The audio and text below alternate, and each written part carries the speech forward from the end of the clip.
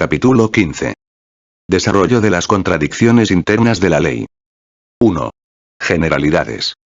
Veíamos en la sección primera de este libro que la cuota de ganancia expresa siempre la cuota de plusvalía más baja de lo que es. Ahora hemos visto que incluso una cuota ascendente de plusvalía tiende a expresarse en una cuota de ganancia decreciente. La cuota de ganancia solo podría ser igual a la cuota de plusvalía si C igual 0, es decir, si el capital se invirtiese íntegramente en salarios. Una cuota decreciente de ganancia solo expresa una cuota decreciente de plusvalía cuando la proporción entre el valor del capital constante y la cantidad de fuerza de trabajo que lo pone en movimiento permanezca invariable, o cuando ésta aumente en proporción al valor del capital constante. Ricardo, bajo pretexto de estudiar la cuota de ganancia, estudia en realidad la cuota de plusvalía solamente, y, además, partiendo exclusivamente del supuesto de que la jornada de trabajo sea, intensiva y extensivamente, una magnitud constante. La baja de la cuota de ganancia y la acumulación acelerada no son más que dos modos distintos de expresar el mismo proceso, en el sentido de que ambos expresan el desarrollo de la capacidad productiva. La acumulación, por su parte, acelera la disminución de la cuota de ganancia, toda vez que implica la concentración de los trabajos en gran escala y, por tanto, una composición más alta del capital. Por otra parte, la baja de la cuota de ganancia acelera, a su vez, el proceso de concentración del capital y su centralización mediante la expropiación de los pequeños capitalistas y el desahucio del último resto de los productos directos que todavía tienen algo que expropiar. Con ello se acelera, a su vez, en cuanto a la masa, la acumulación, aunque, en lo que a la cuota se refiere, la acumulación disminuye al disminuir la cuota de ganancia. De otro lado, como la cuota de valorización del capital en su conjunto, la cuota de ganancia, constituye el acicate de la producción capitalista, que tiene como finalidad exclusiva la valorización del capital, su baja amortigua el ritmo de formación de nuevos capitales independientes, presentándose así como un factor peligroso para el desarrollo de la producción capitalista, alienta la superproducción, la especulación, las crisis, la existencia de capital sobrante junto a una población sobrante.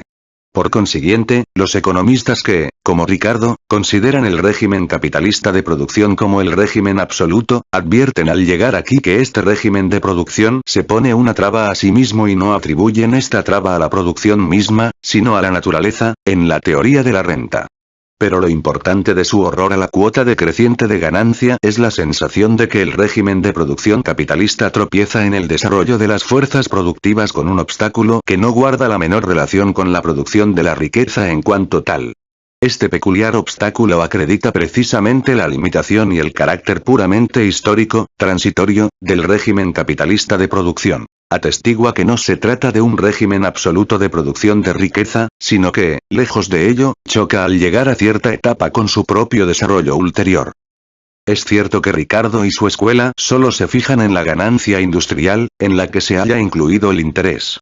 Pero también la cuota de la renta del suelo tiende a bajar, aunque crezca su masa absoluta y aunque pueda incluso aumentar proporcionalmente con respecto a la ganancia industrial. Véase ed. West Scion Application of Capital to Land, Londres 1815, autor que desarrolló la ley de la renta del suelo antes que Ricardo. Si nos fijamos en el capital total de la sociedad, C, y llamamos G1 a la ganancia industrial que queda después de deducir el interés y la renta del suelo, y al interés y R a la renta del suelo, tenemos que P sobre C igual G sobre C igual G1 más I más R sobre C igual G1 sobre C más I sobre C más R sobre C. Hemos visto que, aunque en el proceso de desarrollo capitalista P, es decir, la suma total de la plusvalía, va constantemente en aumento, P sobre C disminuye no menos constantemente, ya que C crece con mayor rapidez todavía que P. No existe, pues, absolutamente ninguna contradicción en el hecho de que G1 y R puedan, cada uno de por sí, aumentar constantemente a la par que P sobre C igual G sobre C y G1 sobre C, I sobre C y R sobre C, cada uno de por sí, disminuyen continuamente, o de que G1 aumente en términos relativos con respecto a I o R con respecto a G1, e incluso con respecto a G1 y I. Aunque aumente la plusvalía total o la ganancia P igual G, descendiendo al mismo tiempo la cuota de ganancia P sobre C igual G sobre C, esto no es obstáculo para que la proporción de magnitudes de las partes G1, I y R en que se descompone la ecuación P igual G varíen todo lo que quieran dentro de los límites trazados por la suma suma total P, sin que ello afecte a las magnitudes de P o P sobre C. La mutua variación de G1 y R no es más que una distinta distribución de P entre diversas categorías. Por eso, G1 sobre C, I sobre C o R sobre C, la cuota de la ganancia industrial, la cuota del interés y la proporción entre la renta del suelo y el capital total pueden aumentar entre sí, aunque disminuya P sobre C, es decir, la cuota general de ganancia. La única condición que se impone es la de que la suma de los tres factores igual P sobre C. Si la cuota de ganancia desciende del 50% al 25%. Si por ejemplo, la composición del capital, a base de una cuota de plusvalía igual 100%, cambia de 50C más 50V a 75C más 25V, tendremos que en el primer caso un capital de 1000 arrojará una ganancia de 500, mientras que en el segundo caso un capital de 4000 arrojará una ganancia de 1000. P o G se han duplicado, pero G1 ha quedado reducido a la mitad, y si suponemos que de los 50% de antes 20 representaban ganancia, 10 interés y 20 de renta del sueldo, tendremos que G1 sobre C igual 20%, I sobre C igual 10% y R sobre C igual 20%. Si al transformarse el 50 en el 25%, las proporciones siguiesen siendo las mismas, tendríamos que G1 sobre C igual 10%. I sobre C igual 5% y R sobre C igual 10% por el G1 sobre C bajase al 8% y contrario, si I sobre al 4%, R sobre C aumentaría al 13%. Es decir, que la magnitud proporcional de R aumentaría con respecto a G1 y a I, sin embargo de lo cual permanecería invariable. En ambos supuestos aumentaría la suma de G1, I y R, puesto que se produciría por medio de un capital 4 veces mayor. Por lo demás, el supuesto de que parte Ricardo, a saber, el de que la ganancia industrial, más el interés, empieza absorbiendo la plusvalía íntegra, es falso, tanto históricamente como desde el punto de vista de los conceptos. Es más bien el progreso de la producción capitalista el que, primero asigna al capitalista industrial y comercial la ganancia íntegra de primera mano, para que ellos la distribuyan, y segundo el que reduce la renta del suelo al remanente que queda después de cubrir la ganancia. Sobre esta base capitalista se desarrolla luego, a su vez, la renta del suelo, que constituye una parte de la ganancia, es decir, de la plusvalía considerada como producto del capital total, pero no la parte específica del producto que el capitalista se embolsa. La creación de plusvalía no tropieza, descontados los necesarios medios de producción, es decir, la suficiente acumulación del capital, con más límite que la población obrera, siempre y cuando que se parta como de un factor dado de la cuota de la plusvalía, es decir, del grado de explotación del trabajo, y con el grado de explotación del trabajo, cuando se parte como de un factor dado de la población obrera. Y el proceso capitalista de producción consiste esencialmente en la producción de plusvalía, representada por el producto sobrante o por la parte alícuota de las mercancías producidas en que se materializa el trabajo no retribuido. No debe olvidarse jamás que la producción de esta plusvalía, y la reversión de una parte de ella a capital, o sea, la acumulación, constituye una parte integrante de esta producción de la plusvalía, es el fin directo y el motivo determinante de la producción capitalista. Por eso no debe presentarse nunca esta como lo que no es decir, como un régimen de producción que tiene como finalidad directa el disfrute o la producción de medios de disfrute para el capitalista. Al hacerlo así, se pasa totalmente por alto su carácter específico, carácter que se imprime en toda su fisonomía interior y fundamental. La obtención de esta plusvalía constituye el proceso directo de producción, el cual, como queda dicho, no tiene más límites que los señalados más arriba. La plusvalía se produce tan pronto como la cantidad de trabajo sobrante que puede exprimirse se materializa en mercancías. Pero con esta producción de plusvalía finaliza solamente el primer acto del proceso capitalista de producción, que es un proceso de producción directo. El capital ha absorbido una cantidad mayor o menor de trabajo no retribuido. Con el desarrollo del proceso que se traduce en la baja de la cuota de ganancia, la masa de la plusvalía así producida se incrementa en proporciones enormes. Ahora empieza el segundo acto del proceso. La masa total de mercancías, el producto total, tanto la parte que repone el capital constante y el variable como la que representa plusvalía, necesita ser vendida. Si no logra venderse o solo se vende en parte o a precios inferiores a los de producción, aunque el obrero haya sido explotado, su explotación no se realiza como tal para el capitalista, no va unida a la realización, o solamente va unida a la realización parcial de la plusvalía estrujada, pudiendo incluso llevar aparejada la pérdida de su capital en todo o en parte. Las condiciones de la explotación directa y las de su realización no son idénticas. No solo difieren en cuanto al tiempo y al lugar, sino también en cuanto al concepto. Unas se hallan limitadas solamente por la capacidad productiva de la sociedad, otras por la proporcionalidad entre las distintas ramas de producción y por la capacidad de consumo de la sociedad. Pero esta no se halla determinada ni por la capacidad productiva absoluta ni por la capacidad absoluta de consumo, sino por la capacidad de consumo a base de las condiciones antagónicas de distribución que reducen el consumo de la gran masa de la sociedad a un mínimo susceptible solo de variación dentro de límites muy estrechos. Se halla limitada, además, por el impulso de acumulación, por la tendencia a acrecentar el capital y a producir plusvalía en una escala ampliada. Es esta una ley de la producción capitalista, ley que obedece a las constantes revoluciones operadas en los propios métodos de producción, la depreciación constante del capital existente que suponen la lucha general de la concurrencia y la necesidad de perfeccionar la producción y extender su escala, simplemente como medio de conservación y so pena de perecer. El mercado tiene, por tanto, que extenderse constantemente, de modo que sus conexiones y las condiciones que lo regulan van adquiriendo cada vez más la forma de una ley natural independiente de la voluntad de los productores, cada vez más incontrolable. La contradicción interna busca una solución en la expansión del campo externo de la producción. Pero cuanto más se desarrolla la fuerza productiva, más choca con la base estrecha sobre la que están fundadas las relaciones de consumo. Partiendo de esta base contradictoria, no constituye en modo alguno una contradicción el que el exceso de capital vaya unido al exceso creciente de población, pues si bien combinando ambos factores la masa de la plusvalía producida aumentaría, con ello se acentúa al mismo tiempo la contradicción entre las condiciones en que esta plusvalía se produce y las condiciones en que se realiza.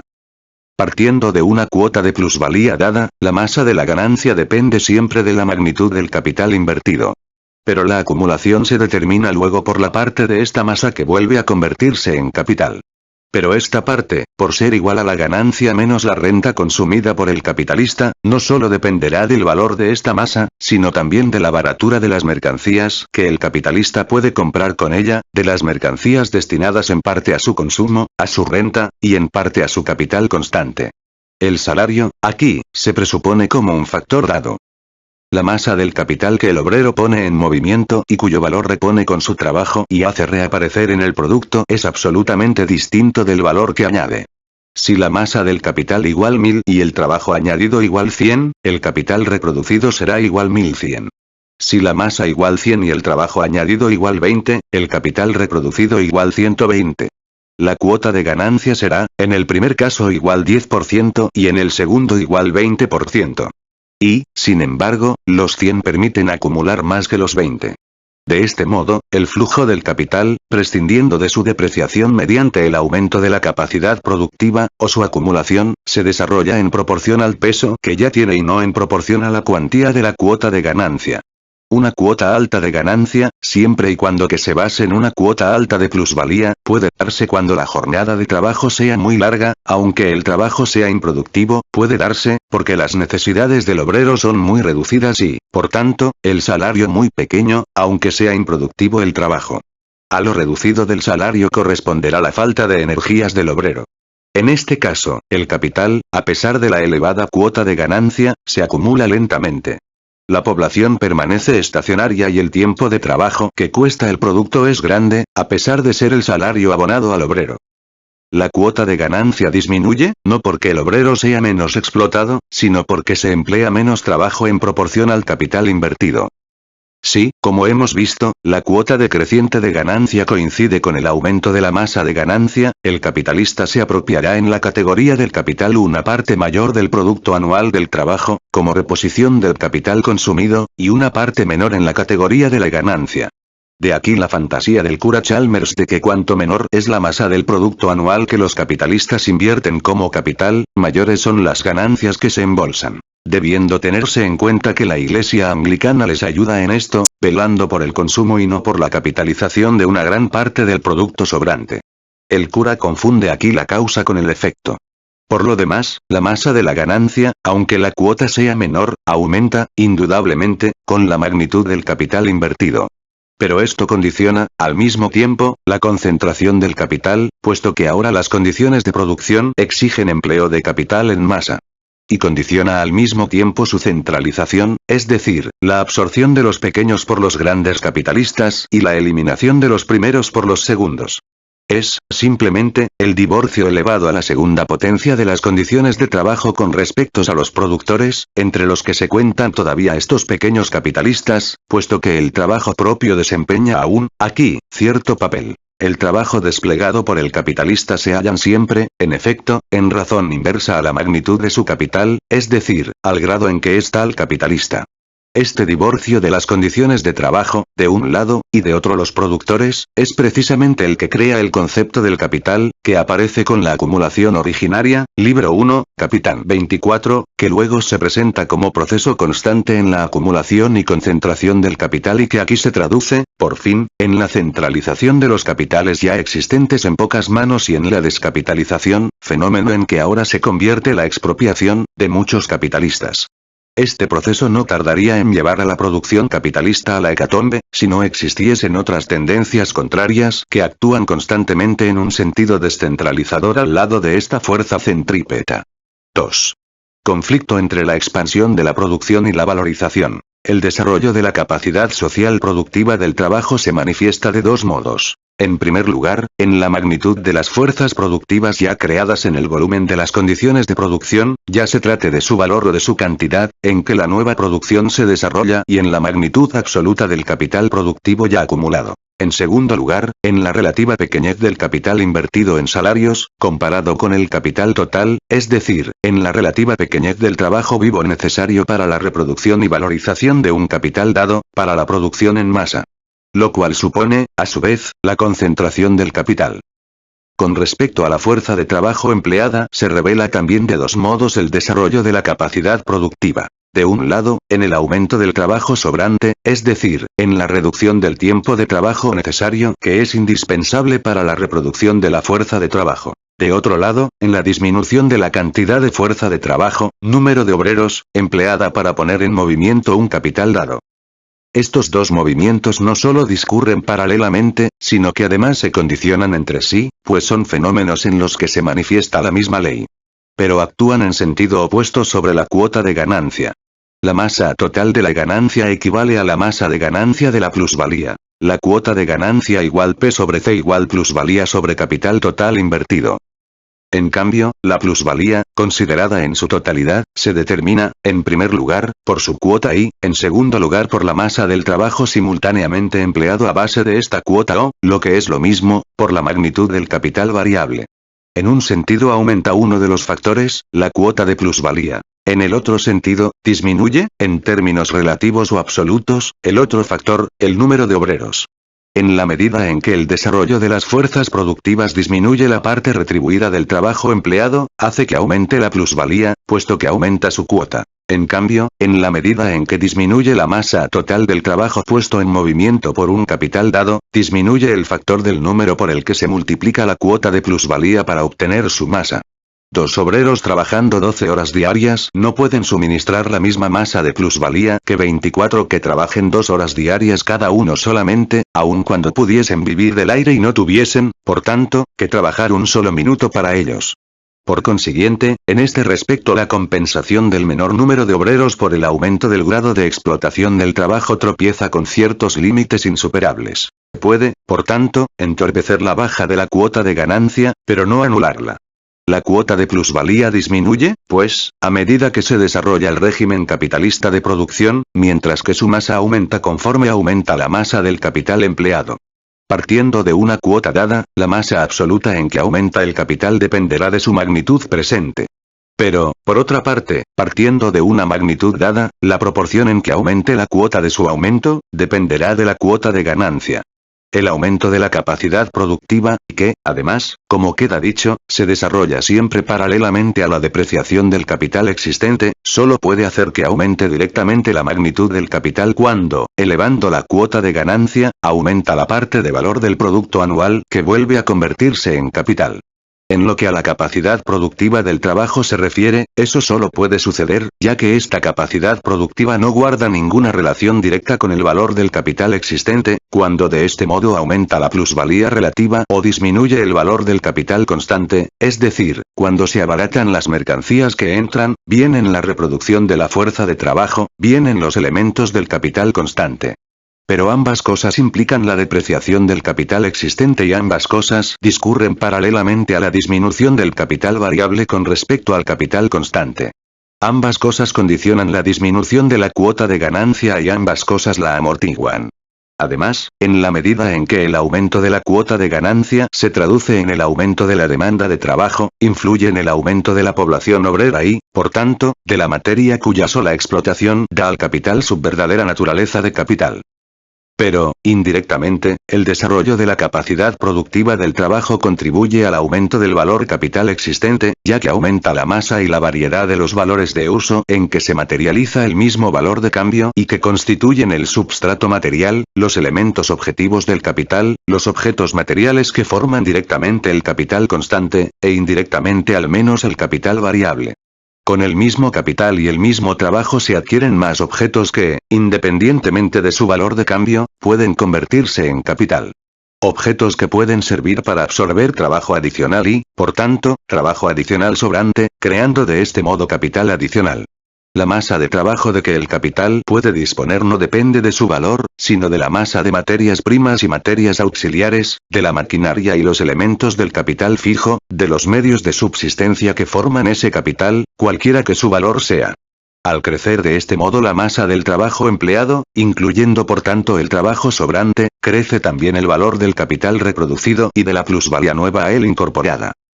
Pero estos dos factores que van implícitos en el proceso de la acumulación no deben considerarse simplemente en su coexistencia tranquila, como Ricardo lo hace. Alienta en ellos una contradicción, que se manifiesta en una serie de tendencias y fenómenos contradictorios. Estos dos factores pugnantes entre sí actúan, al mismo tiempo, el uno contra el otro. Al mismo tiempo que los impulsos de aumento real de la población obrera procedentes del aumento de la parte del producto total de la sociedad que actúa como capital, entran en juego los factores que crean una superpoblación simplemente relativa. En tanto que disminuye la cuota de ganancia, se acrecienta la masa de los capitales y, paralelamente con ello, se desarrolla una depreciación del capital existente que contiene esta disminución, imprimiendo un impulso acelerado a la acumulación de valor capital. En tanto que se desarrolla la fuerza productiva, se eleva la composición orgánica del capital. Hay una disminución relativa del capital variable con relación a la parte constante. Estas diversas influencias se hacen valer más bien simultáneamente dentro del espacio o más bien sucesivamente en el tiempo. El conflicto entre estos factores en pugna se abre paso periódicamente en forma de crisis. Las crisis son siempre soluciones violentas puramente momentáneas de las contradicciones existentes, erupciones violentas que restablecen pasajeramente el equilibrio roto. La contradicción, expresada en términos muy generales, consiste en que, de una parte, el régimen capitalista de producción tiende al desarrollo absoluto de las fuerzas productivas, prescindiendo del valor y de la plusvalía implícita en él y prescindiendo también de las condiciones sociales dentro de las que se desenvuelve la producción capitalista, mientras que, por otra parte, tiene como objetivo la conservación del valor capital existente y su valorización hasta el máximo, es decir, la incrementación constantemente acelerada de este valor. Su carácter específico versa sobre el valor capital existente como medio para la mayor valorización posible de este valor. Los métodos por medio de los cuales logra esto incluyen la disminución de la cuota de ganancia, la depreciación del capital existente y el desarrollo de las fuerzas productivas del trabajo a costa de aquellas que han sido ya producidas.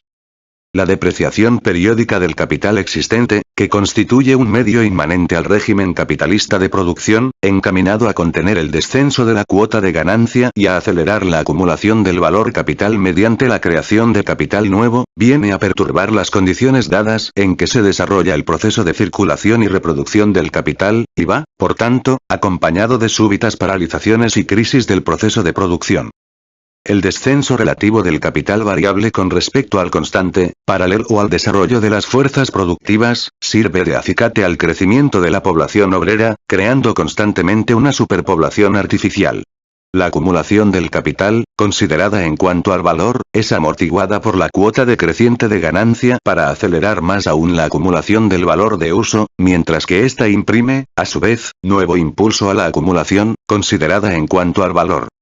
La producción capitalista aspira constantemente a superar estos límites inmanentes a ella, pero solo puede superarlos recurriendo a medios que vuelve a levantar ante ella estos mismos límites todavía con mayor fuerza. El verdadero límite de la producción capitalista es el mismo capital, es el hecho de que, en ella, son el capital y su propia valorización lo que constituye el punto de partida y la meta, el motivo y el fin de la producción. El hecho de que aquí la producción solo es producción para el capital y no, a la inversa, los medios de producción simples medios para ampliar cada vez más la estructura del proceso de vida de la sociedad de los productores.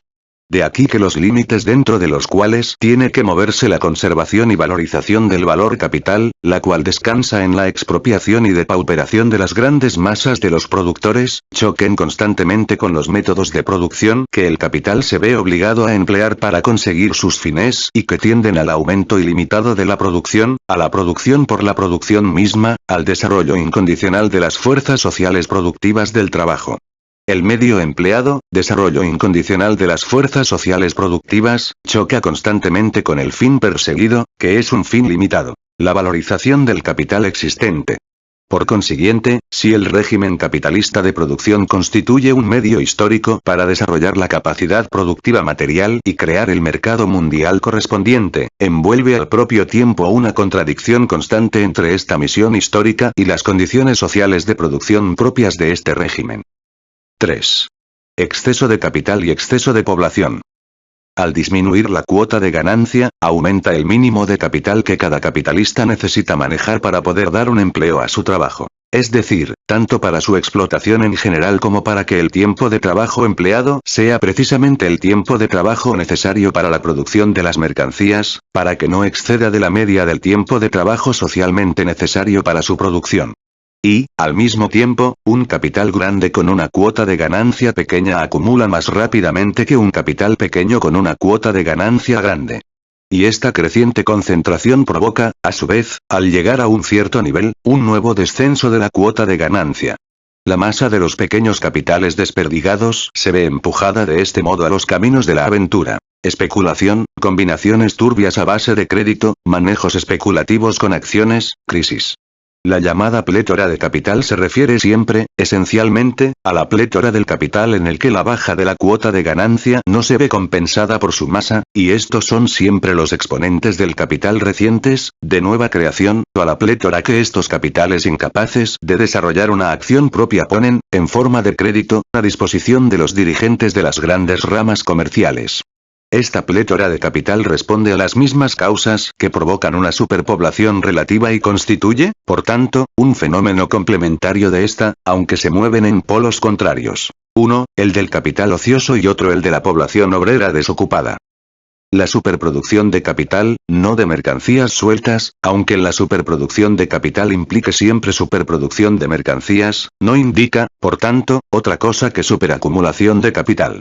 Para comprender lo que es esta superacumulación, cuya investigación más a fondo abordaremos más adelante, basta enfocarla en términos absolutos. ¿Cuándo tendremos una superproducción absoluta de capital? Una superproducción que no se refiera solamente a un sector o a unos cuantos sectores importantes de la producción, sino que sea también absoluta por su volumen, es decir, que abarque las ramas de producción en su totalidad. Existirá una superproducción absoluta de capital tan pronto como el capital adicional para los fines de la producción capitalista sea igual cero. La finalidad de la producción capitalista es, como sabemos, la valorización del capital, es decir, la apropiación de trabajo sobrante, la producción de plusvalía, de ganancia.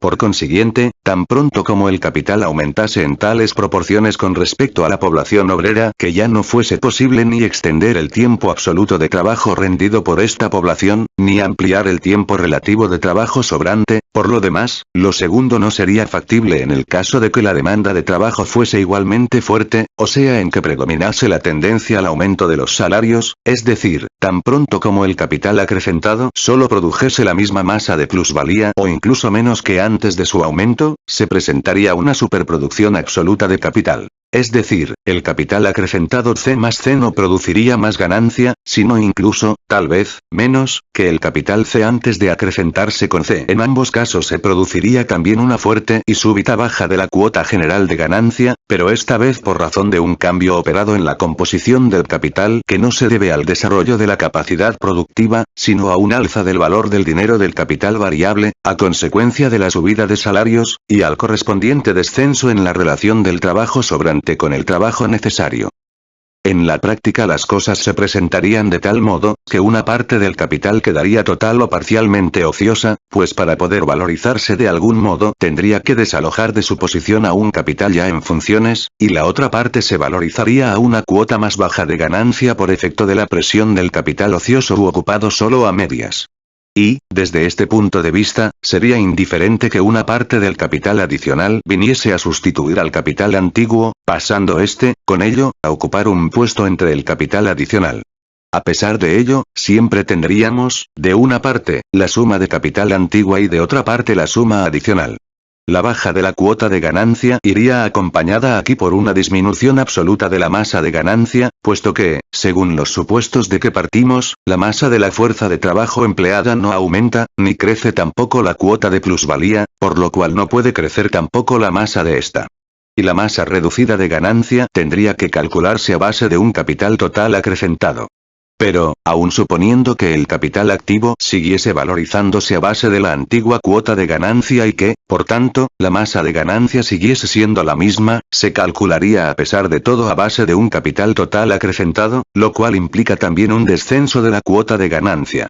Si un capital total de 1000 diera una ganancia de 100 y después de aumentar a 1500 sigue dando la misma ganancia de 100, la ganancia correspondiente a 1000 quedará reducida, en el segundo caso, 66 2/3. La valorización del capital antiguo habrá disminuido, por tanto, en términos absolutos. El capital igual 1000 no arrojará en la nueva situación mayor ganancia que antes arrojaría un capital igual 666 2/3. Pero es evidente que esta depreciación efectiva del antiguo capital no puede operarse sin lucha, que el capital adicional C no puede imponerse sin lucha como capital en funciones. La cuota de ganancia no disminuirá sin competencia por el mero hecho de la superproducción de capital, sino a la inversa. La lucha de la concurrencia se desatará ahora, pues la baja de la cuota de ganancia y la superproducción de capital obedecen a las mismas causas. La parte C que se encuentre en manos de los antiguos capitalistas en activo será dejada por estos más o menos ociosa para no depreciar por sí mismos su capital original y no reducir el lugar que ésta ocupa dentro del campo de la producción, a menos que decidan emplearla para desplazar, aunque sea a costa de una pérdida momentánea, la ociosidad del capital adicional a los nuevos intrusos y a sus competidores en general. La parte de C que se encuentre en nuevas manos procurará ocupar su puesto a costa del capital antiguo y en parte lo logrará condenando a la ociosidad a una parte de aquel, obligándole a ceder el puesto que ocupaba e incluso a ocupar el puesto correspondiente al capital adicional total o parcialmente ocioso. De cualquier modo que sea, siempre quedará ociosa necesariamente una parte del antiguo capital, ocioso en su función de capital, en la medida en que ha de funcionar como tal capital y valorizarse. ¿Qué parte concreta de él quedará ociosa? Es lo que tiene que decidir la lucha de la concurrencia. Mientras las cosas van bien, la concurrencia actúa, según hemos visto al estudiar la nivelación de la cuota general de ganancia, como una hermandad práctica de la clase capitalista, entre la que el botín común se distribuye colectivamente, en proporción a la cuantía de la parte aportada al negocio por cada cual. Pero cuando ya no se trata precisamente del reparto de las ganancias, sino de las pérdidas, cada cual procura reducir en la medida de lo posible la parte alícuota que en ellas le corresponde, para hacer cargar con ellas a los demás. Las pérdidas son inevitables para la clase en su conjunto. Pero, ¿qué parte de ellas tiene que soportar cada capitalista? Esto lo decide la fuerza y la astucia. Al llegar aquí, la concurrencia se convierte en una lucha entre hermanos enemigos. A partir de este momento se impone el antagonismo entre el interés de cada capitalista individual y el de la clase capitalista en su conjunto, del mismo modo que antes la identidad de estos intereses se abría paso prácticamente a través de la concurrencia. Ahora bien, ¿cómo se allanarán estas nuevas diferencias y se impondrán de nuevo las condiciones correspondientes a un sano desarrollo de la producción capitalista? El camino de la compensación va implícito ya en el simple enunciado del conflicto que se trata de allanar. Este camino incluye la inmovilización e incluso la anulación parcial de capital hasta cubrir el importe de todo el capital adicional CO, por lo menos, una parte de él. Sin embargo, como se deduce ya de la exposición del conflicto mismo, el reparto de estas pérdidas no se establece, en modo alguno, por igual entre los diversos capitales individuales, sino que se decide en una lucha de competencia, en la cual, según las especiales ventajas o las posiciones ya adquiridas, las pérdidas se reparten de un modo muy desigual y en forma muy distinta, haciendo que unos capitales se paralicen, que otros se destruyan, que otros experimenten una pérdida simplemente relativa o una depreciación puramente transitoria, etc. Pero, en todo caso, el equilibrio se restablecerá mediante la inmovilización e incluso la destrucción de capital en mayor o menor proporción. Y esto se hará extensivo en parte a la sustancia material del capital. Es decir, que una parte de los medios de producción, del material fijo y circulante, dejará de funcionar, de actuar como capital. Una parte de las empresas de producción puestas en marcha se paralizará. Sin duda que, en este aspecto, el tiempo ataca y perjudica a todos los medios de producción de un modo mucho más real y más fuerte. Sin embargo, el efecto fundamental, en este sentido, es el que consiste en que dejen de funcionar como medios de producción, el que queden anulados por un período más o menos largo en su función de tales. La destrucción principal y la de carácter más agudo, cuando se trate de capital dotado de la propiedad de valor, es la que se refiere a los valores capital. La parte del valor capital que presenta simplemente la forma de un derecho a participar en la futura plusvalía, en la futura ganancia, que no es, en realidad, más que un simple título de crédito sobre la producción bajo sus diversas formas, queda inmediatamente depreciada con la disminución de los ingresos a base de los cuales se calcula.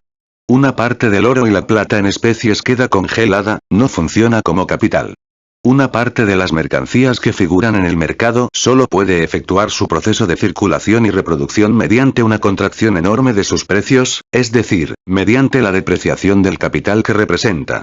Asimismo quedan más o menos depreciados los elementos del capital fijo. A esto hay que añadir ciertas condiciones de precios que se dan por supuestas y que condicionan el proceso de reproducción, por lo cual este resulta paralizado y embrollado por la baja general de los precios.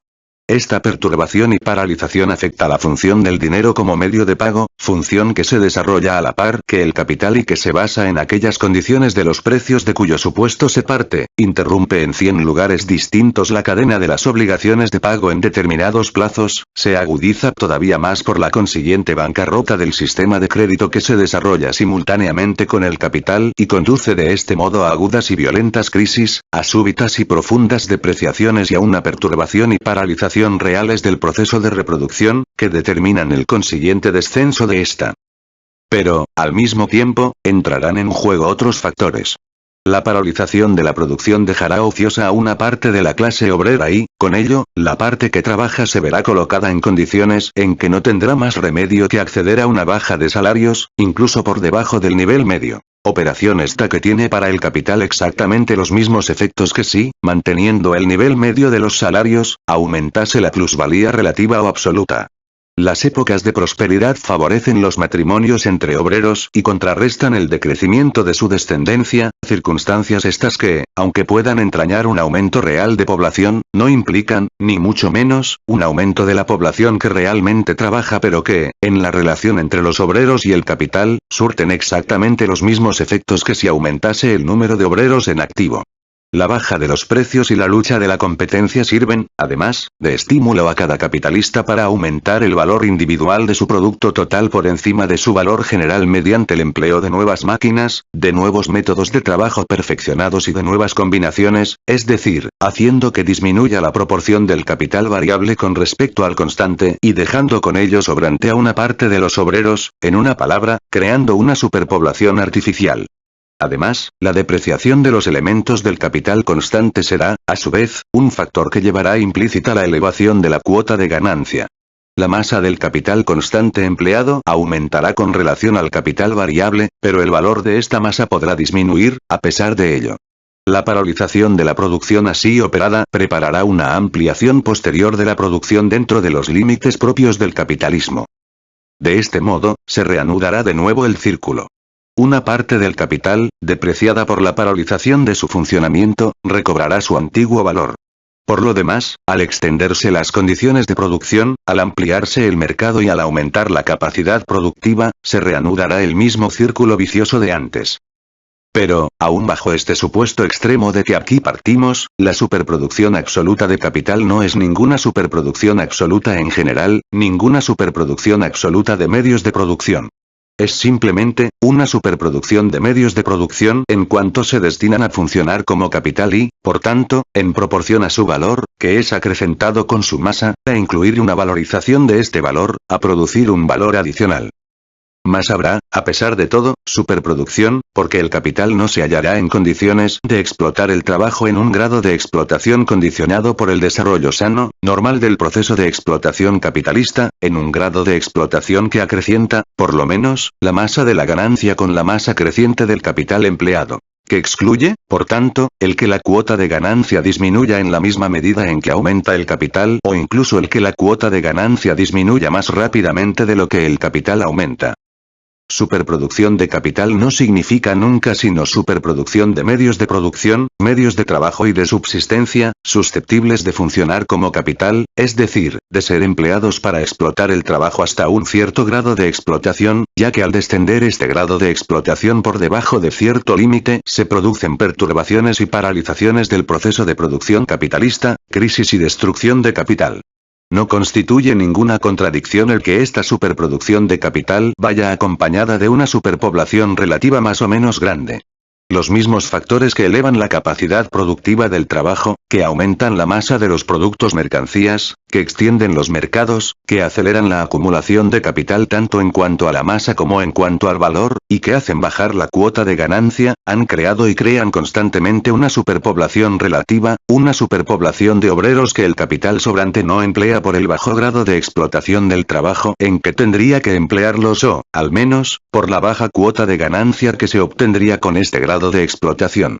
Cuando se envía capital al extranjero, no es porque este capital no encuentre en términos absolutos ocupación dentro del país. Es porque en el extranjero puede invertirse con una cuota más alta de ganancia. Pero este capital es, en términos absolutos, capital sobrante con respecto a la población obrera en activo y al país de que se trata en general. Existe como tal junto a la población relativamente sobrante, y esto es un ejemplo de cómo ambos existen el uno al lado de la otra y se condicionan mutuamente. Por otra parte, la baja de la cuota de ganancia que va unida a la acumulación provoca necesariamente una lucha de competencia. La compensación de la baja de la cuota de ganancia mediante la creciente masa de esta solo rige para el capital total de la sociedad y para los grandes capitalistas, sólidamente colocados. El nuevo capital adicional que actúa por cuenta propia no se encuentra con semejantes compensaciones. Tiene que empezar por conquistarlas, y es así como la baja de la cuota de ganancia provoca la competencia entre los capitalistas, y no a la inversa. Es cierto que esta lucha por la competencia va acompañada por el alza transitoria de los salarios y por la nueva baja temporal de la cuota de ganancia que de ella se deriva. Y lo mismo ocurre en lo tocante a la superproducción de mercancías, a la saturación de los mercados. Como la finalidad del capital no es satisfacer necesidades, sino producir ganancia, y como solo puede lograr esta finalidad mediante métodos que ajustan la masa de lo producido a la escala de la producción, y no a la inversa, tienen que surgir constante y necesariamente disonancias entre las proporciones limitadas del consumo sobre base capitalista y una producción que tiende constantemente a rebasar este límite inmanente. Por lo demás, el capital está formado por mercancías, razón por la cual la superproducción de capital envuelve también la superproducción de mercancías. De aquí el peregrino fenómeno de que los mismos economistas que niegan la superproducción de mercancías reconozcan la de capital. Y si se dice que el fenómeno de que se trata no es precisamente un fenómeno de superproducción, sino de desproporción dentro de las distintas ramas de producción, esto significa simplemente que dentro de la producción capitalista la proporcionalidad de las distintas ramas de producción aparece como un proceso constante derivado de la desproporcionalidad, desde el momento en que la trabazón de la producción en su conjunto se impone aquí a los agentes de la producción como una ley ciega y no como una ley comprendida y, por tanto, dominada por su inteligencia colectiva, que someta a su control común el proceso de producción. Con ello se exige, además, que los países en que no se ha desarrollado el régimen capitalista de producción consuman y produzcan en el grado que convenga a los países de producción capitalista. Si se dice que la superproducción es puramente relativa, se hace una afirmación absolutamente exacta. Pero lo mismo puede decirse de todo el régimen capitalista de producción. Tampoco este, en su conjunto, es más que un régimen de producción relativo, cuyos límites no son absolutos, aunque sí lo son para él y a base de él. De otro modo, ¿cómo explicarse que no haya demanda de esas mismas mercancías de que carece la masa del pueblo y que sea necesario buscarles salida en el extranjero, en mercados lejanos, para poder pagar a los obreros del propio país el promedio de los medios de subsistencia de primera necesidad?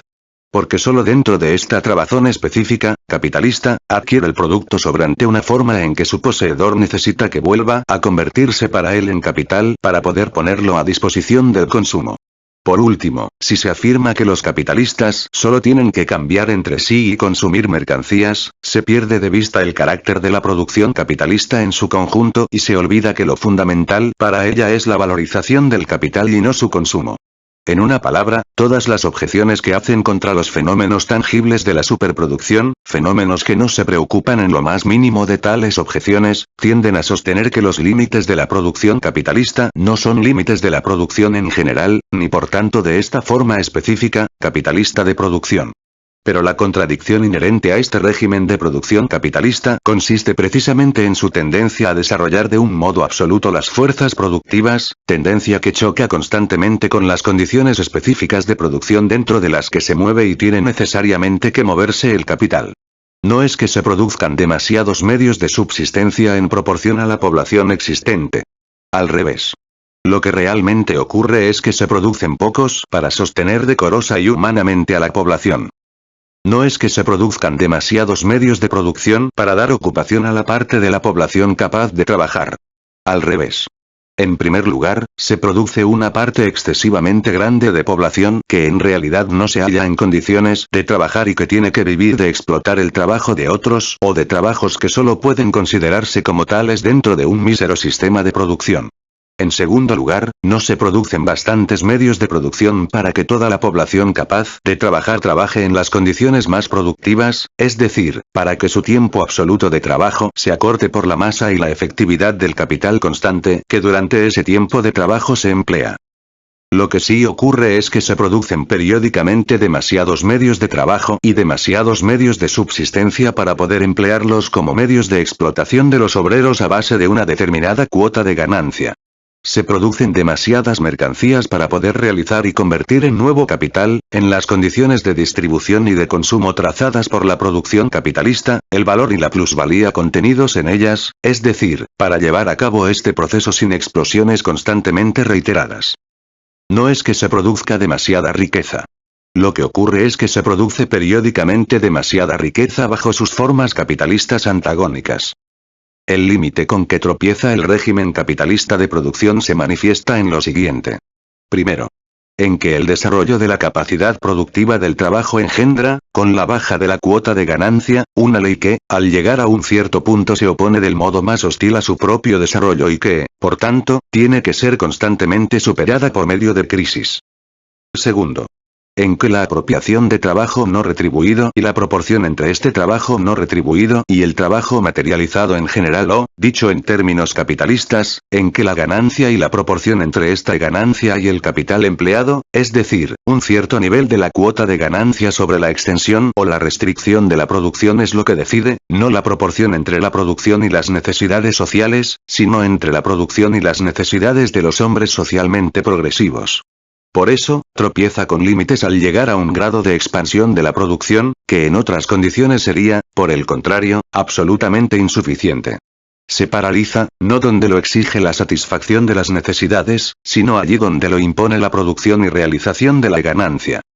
Si baja la cuota de ganancia, vemos que, de una parte, se pone en tensión el capital para que cada capitalista, mediante el empleo de mejores métodos, etc., reduzca el valor individual de sus distintas mercancías por debajo de su valor medio social, obteniendo así, a base de un precio comercial dado, una ganancia extraordinaria. Y, por otra parte, un movimiento de especulación y un trato general de favor a la especulación mediante apasionados ensayos de nuevos métodos de producción, mediante nuevas inversiones de capital y nuevas aventuras para asegurar una ganancia extraordinaria cualquiera, que es independiente del promedio general y se eleva por encima de él. La cuota de ganancia, es decir, el incremento relativo de capital es importante, sobre todo, para todas las nuevas aglomeraciones de capital que se forman por sí mismas. Tan pronto como la formación del capital cayese exclusivamente en manos de unos cuantos grandes capitales ya estructurados, en los que la masa de ganancia supera a la cuota de esta, se extinguiría el fuego vivificante de la producción. Esta caería en la inercia. La cuota de ganancia es el resorte propulsor de la producción capitalista, que solo produce lo que puede producirse con ganancia y en la medida en que ésta puede obtenerse. De aquí la angustia de los economistas ingleses ante el descenso de la cuota de ganancia. El hecho de que la simple posibilidad de ello inquiete a Ricardo es precisamente lo que demuestra su profunda comprensión de las condiciones en que se desenvuelve la producción capitalista. La importancia de este autor estriba precisamente en lo que algunos le reprochan, en que, sin preocuparse de los hombres, analiza la producción capitalista fijándose solamente en el desarrollo de las fuerzas productivas, cualquiera que sea el sacrificio de hombres y de valores de capital que ese desarrollo lleve consigo. El desarrollo de las fuerzas productivas del trabajo social es lo que constituye la misión histórica y la razón de ser del capital. Es así precisamente como crea, sin proponérselo, las condiciones materiales para una forma más alta de producción. Lo que Ricardo le inquieta es el observar que la cuota de ganancia, el acicate de la producción capitalista, condición y motor de la acumulación, corre peligro por el desarrollo mismo de la producción. Y la proporción cuantitativa es aquí lo esencial. Hay en el fondo de esto, generalmente, algo más profundo, que Ricardo no hace más que intuir.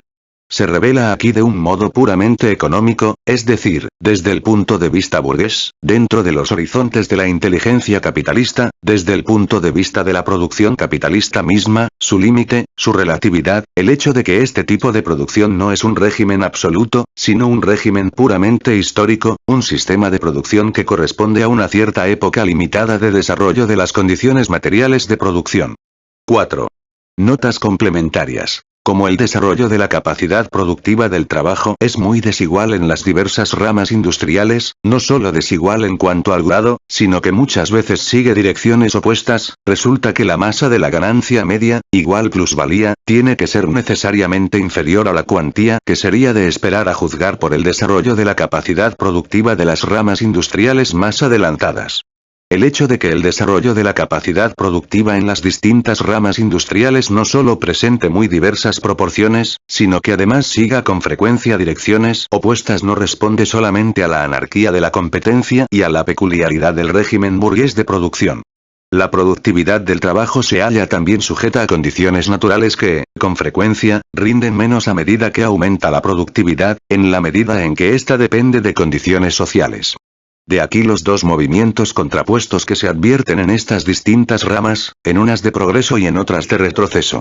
Basta pensar, por ejemplo, en la influencia que ejercen las distintas estaciones del año, de las que depende la cantidad de la mayor parte de las materias primas, el agotamiento de los bosques, de las minas de carbón y de hierro, etc. Si la parte circulante del capital constante, de las materias primas, etc., aumenta siempre, por lo que a la masa se refiere, en proporción a la productividad del trabajo, no ocurre así con el capital fijo, con los edificios, la maquinaria, las instalaciones de alumbrado, calefacción, etc. Aunque al aumentar en volumen las máquinas salen absolutamente más caras, resultan, en cambio, relativamente más baratas.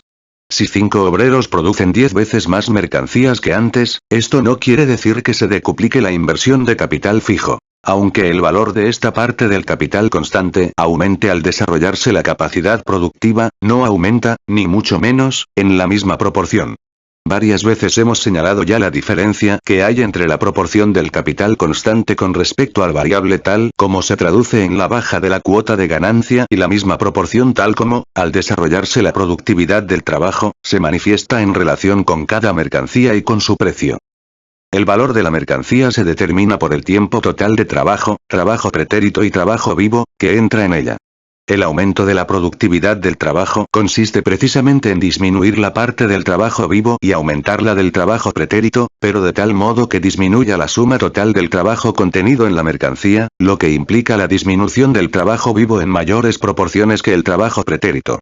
El trabajo pretérito materializado en el valor de una mercancía, la parte del capital constante, consiste, de una parte, en el desgaste del capital constante fijo y, de otra parte, en el capital constante circulante absorbido totalmente en la producción de la mercancía, las materias primas y auxiliares.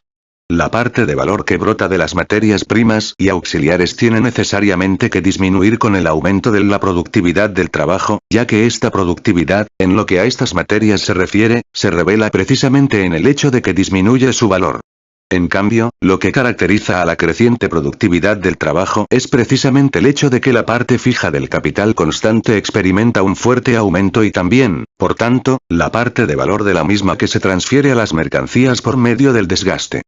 Pues bien, para que un nuevo método de producción se acredite como un método que aumenta realmente la productividad, es necesario que transfiera a cada mercancía una parte adicional de valor en concepto de desgaste de capital fijo menor que la parte de valor que se ahorra como consecuencia de la reducción del trabajo vivo. Es necesario, en una palabra, que se reduzca el valor de la mercancía. Así tiene que suceder, evidentemente, aunque, como ocurre en algunos casos, entre en la formación del valor de la mercancía, además de la parte adicional de desgaste del capital fijo, una parte adicional de valor por el aumento o la mayor carestía de materias primas o auxiliares. Todos estos recargos de valor deben quedar más que compensados por la reducción de valor resultante de la disminución del trabajo vivo.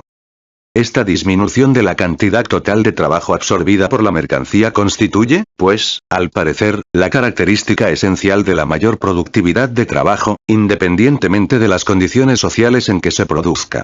En una sociedad en que los productores ajustan en su producción un plan establecido de antemano, incluso en la producción simple de mercancías, es indudable que la productividad del trabajo se mediría incondicionalmente por esta pauta. Pero, ¿qué ocurre en la producción capitalista? Supongamos que una determinada rama de producción capitalista produzca la pieza normal de sus mercancías en las condiciones siguientes. El desgaste del capital fijo representa medio chelín o marco por pieza. Las materias primas y auxiliares absorbidas suponen 17 medio chelines. Los salarios 2 chelines y la plusvalía, a base de una cuota de plusvalía del 100%, 2 chelines. Valor total igual 22 chelines o marcos. Suponemos, para mayor claridad, que el capital de esta rama de producción presenta la composición media del capital social y que, por tanto, el precio de producción de la mercancía coincide con su valor y la ganancia del capitalista con la plusvalía obtenida. En estas condiciones, el precio de costo de la mercancía será igual medio más 17 medio más 2 igual 20 chelines, la cuota de ganancia media a 2 sobre 20 igual 10% y el precio de producción de cada mercancía igual a su valor, o sea igual 22 chelines o marcos. Supongamos ahora que se invente una máquina que reduzca a la mitad la cantidad de trabajo vivo necesario para producir esta mercancía, pero triplicando en cambio la parte de valor consistente en desgaste del capital fijo. El problema se planteará entonces de este modo. Desgaste igual 1 medio chelines, materias primas y auxiliares, lo mismo que antes, 17 medio chelines, salarios 1 chelín, plusvalía 1 chelín, total 21 chelines o marcos. Ahora, la mercancía baja de valor 1 chelín. La nueva máquina aumenta en proporciones decisivas la productividad del trabajo. Para el capitalista, la cosa se plantea así. Su precio de costo es ahora de 1 medio chelines por desgaste, 17 medio chelines de materias primas y auxiliares y 1 chelín de salarios, total 20 chelines, lo mismo que antes. Como la cuota de ganancia no se altera entonces por la introducción de la nueva máquina, tendrá que obtener un 10% sobre el precio de costo, o sean, 2 chelines. El precio de producción seguirá, pues, siendo el mismo igual 22 chelines, pero 1 chelín por encima del valor. Para una sociedad que produce en condiciones capitalistas la mercancía no se ha abaratado, la nueva máquina no representa, pues, ninguna ventaja. El capitalista no tendrá por consiguiente, ningún interés en introducir esta nueva máquina. Y como, al introducirla, inutilizaría sencillamente su maquinaria anterior, todavía no desgastada, la convertiría en hierro viejo, experimentando con ello una pérdida positiva, se guardará muy mucho de cometer esta tontería que, para él, sería utópica. Esto quiere decir que la ley de la creciente productividad del trabajo no rige incondicionalmente para el capital. Para el capital, esta productividad aumenta, no cuando se ahorre trabajo vivo en general, sino solamente cuando se ahorre una parte mayor de trabajo retribuido que la que se añade de trabajo pretérito, como se indicó ya brevemente en el libro 1, Capitán 13, 2, pp. 339-341. El régimen de producción capitalista cae aquí en una nueva contradicción. Su misión histórica consiste en desplegar la capacidad productiva del trabajo humano en una progresión geométrica implacable. Pero traiciona esta misión histórica cuando él mismo se interfiere como un obstáculo, como ocurre aquí, ante el desarrollo de la productividad. Con ello solo demuestra una cosa, que este régimen de producción va caducando con el tiempo y tendiendo a desaparecer. En la competencia, el mínimo creciente del capital que va haciéndose necesario, a medida que aumenta la productividad, para poder explotar con éxito una empresa industrial independiente, se presenta así. Una vez que se implanta con carácter general la nueva instalación más costosa, los pequeños capitales quedan eliminados de la industria para el futuro. Solo en los comienzos de los inventos mecánicos en las distintas esferas de producción pueden funcionar de un modo independiente los pequeños capitales. Por otra parte, las empresas muy importantes, con una proporción extraordinariamente alta de capital constante, como son los ferrocarriles, no arrojan la cuota de ganancia media, sino solamente una parte de ella, un interés. De otro modo, la cuota general de ganancia descendería todavía más. En cambio, hay aquí una gran concentración de capital en forma de acciones, un campo directo de inversión. El aumento del capital y, por tanto, la acumulación de capital solo implica la disminución de la cuota de ganancia siempre y cuando que mediante este aumento los cambios indicados más arriba entren en proporción con los elementos orgánicos del capital. Pero ahora, a pesar de las transformaciones constantes y diarias en el modo de producción, nos encontramos con que, tan pronto esta como aquella parte mayor o menor del capital total siguen acumulando durante cierto tiempo, sobre la base de una proporción media dada de aquellos elementos integrantes, de tal modo, que su aumento no implica ningún cambio orgánico ni entraña tampoco, por tanto, las causas propias de la baja de la cuota de ganancia. Este incremento constante del capital y también, por consiguiente, de la producción a base de los métodos de producción antiguos, incremento que se desarrolla tranquilamente, mientras al lado se implantan ya los nuevos métodos, es otra de las causas por virtud de las cuales la cuota de ganancia no disminuye en la misma medida en que aumenta el capital total de la sociedad. El aumento del número absoluto de obreros, a pesar del descenso relativo del capital variable, invertido en salarios, no se produce en todas las ramas de producción, ni en todas por igual. En la agricultura, el descenso del elemento del trabajo vivo puede ser absoluto. Por lo demás, es el régimen de producción capitalista simplemente el que necesita que el número de obreros asalariados aumente de un modo absoluto, pese a su descenso relativo. Para él, las fuerzas de trabajo quedan sobrantes ya tan pronto como no necesite emplearlas durante 12 y hasta 15 horas diarias. Un desarrollo de las fuerzas productivas que disminuyese el número absoluto de obreros, es decir, que permitiese en realidad a toda la nación llevar a cabo su producción total en un plazo de tiempo más reducido, provocaría una revolución, pues pondría fuera de actividad a la mayoría de la población. Se revela aquí de nuevo el límite específico de la producción capitalista y una vez más se comprueba que este régimen no es, ni mucho menos, la forma absoluta del desarrollo de las fuerzas productivas y de creación de riqueza, sino que, lejos de ello, choca al llegar a cierto punto con este desarrollo. Esta crisis se manifiesta parcialmente en crisis periódicas que provienen del hecho de que tan pronto esta como aquella parte de la población obrera queden sobrantes en su ocupación. Su límite es el número de obreros sobrantes. El tiempo absoluto sobrante ganado por la sociedad no le afecta en lo más mínimo. El desarrollo de la capacidad productiva solo es importante para ella en la medida en que aumenta el tiempo de trabajo sobrante de la clase obrera, no en la medida en que aumenta en general el tiempo de trabajo para la producción material. Se mueve, como vemos, dentro de una serie de contradicciones. Hemos visto que la creciente acumulación del capital entraña también una concentración creciente de él. Crece así la potencia del capital, la sustantivación de las condiciones sociales de producción personificada en el capitalista frente a los productores reales. El capital se revela cada vez más como un poder social cuyo funcionario es el capitalista y que no guarda ya la menor posible relación con lo que el trabajo de un individuo puede crear, sino como un poder social enajenado, sustantivado, que se enfrenta con la sociedad como una cosa y como el poder del capitalista adquirido por medio de esta cosa. La contradicción entre el poder social general en que el capital se convierte y el poder privado del capitalista individual sobre estas condiciones sociales de producción se desarrolla de un modo cada vez más clamoroso y entraña, al mismo tiempo, la supresión de este régimen, ya que lleva consigo la formación de las condiciones de producción necesarias para llegar a otras condiciones de producción colectivas, sociales. Este proceso obedece al desarrollo de las fuerzas productivas bajo el régimen de producción capitalista y al modo como este desarrollo se opera. Ningún capitalista aplica voluntariamente un nuevo tipo de producción, por muy rentable que pueda ser o por mucho que pueda aumentar la cuota de plusvalía, cuando hace disminuir la cuota de ganancia. Pero cualquier tipo nuevo de producción de esta clase abarata las mercancías. El capitalista empieza, pues, vendiéndolas por encima de su precio de producción y tal vez por encima de su valor.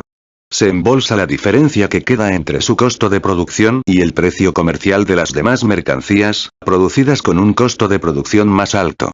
Puede hacerlo, porque la medida del tiempo de trabajo socialmente necesario para la producción de estas mercancías es mayor que el tiempo de trabajo que el nuevo tipo de producción requiere.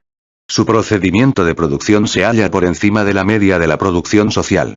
Pero la competencia se encarga de generalizarlo y de someterlo a la ley general. Luego sobreviene la baja de la cuota de ganancia, empezando tal vez por esta misma rama de producción, para luego nivelarse con las otras, la cual es, por tanto, en absoluto independiente de la voluntad de los capitalistas. Acerca de este punto hay que observar, además, que esta misma ley rige también en las ramas de producción cuyo producto no se destina directa ni indirectamente al consumo del obrero ni forma parte de las condiciones de producción de sus medios de subsistencia. Es decir, en aquellas ramas de producción en que el abaratamiento de las mercancías, cualquiera que él sea, no puede hacer que aumente la plusvalía relativa, no puede abaratar la fuerza de trabajo. Claro está que el abaratamiento del capital constante en todas estas ramas puede hacer que aumente la cuota de ganancia, permaneciendo idéntica la explotación del obrero. Tan pronto como el nuevo tipo de producción empieza a extenderse, aportándose con ello la prueba real de que estas mercancías pueden producirse más baratas, los capitalistas que siguen ajustándose a las condiciones de producción antiguas no tienen más remedio que vender su producto por debajo de su precio completo de producción, puesto que ha bajado el precio de esta mercancía y el tiempo de trabajo que ellos necesitan para la producción es ahora superior al socialmente necesario. En una palabra, y esto aparece como efecto de la competencia, no tienen más remedio que implantar también el nuevo tipo de producción, en que la proporción del capital variable con respecto al constante ha disminuido. Todos los factores que hacen que el empleo de la maquinaria abarate el precio de las mercancías producidas por medio de ella se reducen siempre a la disolución de la cantidad de trabajo absorbido por una mercancía, y en segundo lugar, a la disminución de la parte de desgaste de la maquinaria cuyo valor entra en cada mercancía producida. Cuanto menos rápido es el desgaste de la maquinaria, mayor es el número de mercancías entre las que se distribuye y más trabajo vivo repone hasta su término de reproducción. En ambos casos aumentan la cantidad y el valor del capital constante fijo con respecto al variable. Suponiendo que todas las demás circunstancias permanezcan invariables, la capacidad de una nación para ahorrar de sus ganancias varía con la cuota de ganancia, es grande cuando ésta es alta y pequeña cuando es baja. Pero cuando la cuota de ganancia desciende, no permanece igual que todo lo demás, una cuota baja de ganancia va acompañada generalmente por una acumulación rápida, rapid rate of accumulation, en proporción a las cifras de población, como en Inglaterra, una cuota de ganancia alta por una acumulación más lenta, slower rate of accumulation, en proporción a las cifras de población. Ejemplos. Polonia, Rusia, la India, etc. Richard Jones, An Introductory Lecture on Political Economy, Londres, 1833, pp. 50 y ss. Jones señala con razón que a pesar de la cuota decreciente de ganancia los inducements and faculties to accumulate, las ocasiones y capacidades de acumulación, aumentan. En primer lugar, por razón de la creciente suspensión relativa. En segundo lugar, porque al aumentar la productividad del trabajo aumenta la masa de los valores de uso representados por el mismo valor de cambio, es decir, de los elementos materiales del capital. En tercer lugar, porque se multiplican las ramas de producción. En cuarto lugar, por el desarrollo del sistema de crédito, de las sociedades anónimas, etc., y de la consiguiente facilidad para convertir el dinero en capital sin necesidad de ser capitalista industrial. En quinto lugar, porque aumentan las necesidades y el afán de enriquecerse. En sexto lugar, porque aumenta la inversión de masas de capital fijo, etc. Tres hechos fundamentales de la producción capitalista. 1. Concentración de los medios de producción en pocas manos, con lo que dejan de aparecer como propiedad de los productores directos y se convierten, por el contrario, en potencias sociales de la producción. Aunque, por el momento, como propiedad privada de los capitalistas. Estos son trustees fideicomisarios de la sociedad burguesa, pero se embolsan todos los frutos de esta función. 2. Organización del trabajo mismo como trabajo social. Por medio de la cooperación, la división del trabajo y la combinación de este con las ciencias naturales.